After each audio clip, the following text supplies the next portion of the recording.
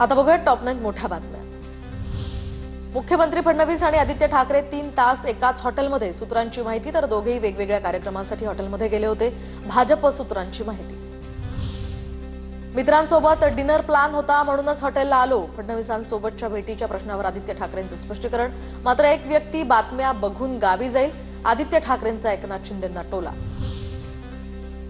मनसेची मान्यता रद्द करा, राज ठाकरेंविरोधात सुप्रीम कोर्टात याचिका, तर कार्यकर्ते इतर राज्यात येणाऱ्या लोकांवर हिंसाचार करत असल्याचा आरोप, गुन्हा दाखल करण्याची ही मागणी।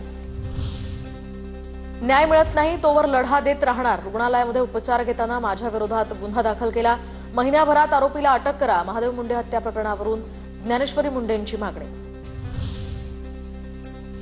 पुण्यामध्ये दोन्ही शिवसेनेची एकमेकांविरोधात बॅनरबाजी, शिंदेंच्या शिवसेनेनंतर आता ठाकरेंच्या शिवसेनेकडून सुद्धा बॅनरबाजी। शिंदेंच्या शिवसेनेकडून आदित्य ठाकरेंना डिवचणारे बॅनर्स, तर ठाकरेंच्या शिवसेनेकडून बॅनरला उत्तर। कोल्हापुरात काँग्रेस आणि सतेज पाटलांना आणखी एक धक्का बसणार, माजी आमदार PN पाटील यांचे पुत्र राहुल पाटील हे राष्ट्रवादीच्या वाटेवर। राहुल पाटलांच्या पक्षप्रवेशासंदर्भात अजित पवारांसोबत प्राथमिक चर्चा झाल्याची माहिती।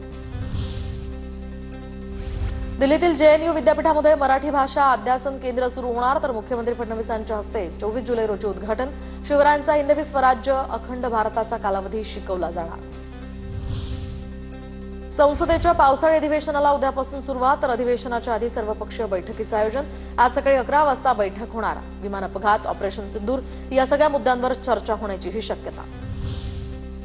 24 ते 31 जुलै या दरम्यान महाराष्ट्रासह मध्य भारताच्या काही भागांमध्ये सरासरीपेक्षा जास्त पावसाची शक्यता, तर 31 जुलै ते 7 ऑगस्ट या दरम्यान मध्य महाराष्ट्र आणि मराठवाड्यातील काही भागांमध्ये पावसाचा जोर हा सरासरीपेक्षा अधिक राहण्याचाही अंदाज।